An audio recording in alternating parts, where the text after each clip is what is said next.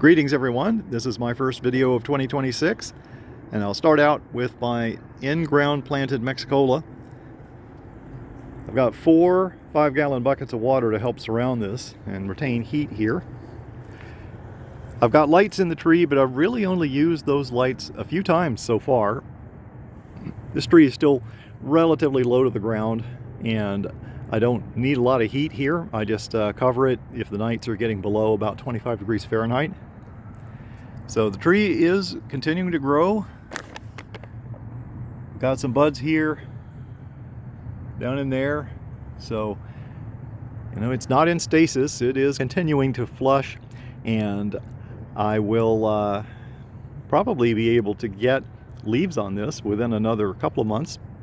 Typically in my area, you can begin to sense the spring beginning sometime in mid-February. So I don't have too long to wait before I don't have to concern myself about cold and I can remove all the lights. Down in that corner I have my bacon tree, which has turned out to be something of a silent champion. The cold air does start to affect some of the branches here on the edges, but in the corner of this house I was able to preserve most of the greenery here. Similar to the Mexicola, I've got 3 5-gallon buckets of water to kind of help block it in. And I do think tomorrow I'll move this tree into this corner because the forecast does call for several nights getting down into the mid to low 20s.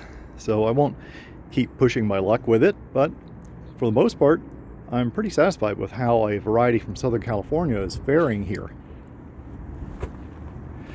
Now in this corner, these are my grocery store seedlings, and although this may look awful, remember I had about 40 seedlings from the grocery store which probably were grown in southern Mexico, so in a certain sense you shouldn't expect any results at all from this, but I've got these 4 survivors I've kept for about 3 years at this point.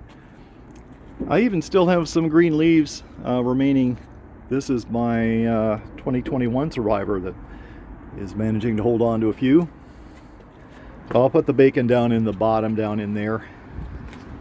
Now over here, this has turned out to be a pretty interesting experiment. Notice these leaves are several feet away from the house. I do have water and old pots of tomatoes down here, and there's a rain barrel here. So I do have some mass to help retain heat, but these trees have not been pressed up against the wall.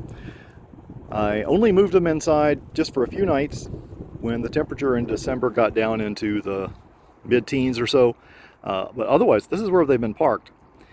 So I've got a Lila seedling and another Lila seedling. I've got 2 G1s from Oliver Moore in Gainesville, Florida, and this other mystery tree I got from him. Some of the leaves have dropped out of here, but I actually think that was mostly wind damage more than frost damage.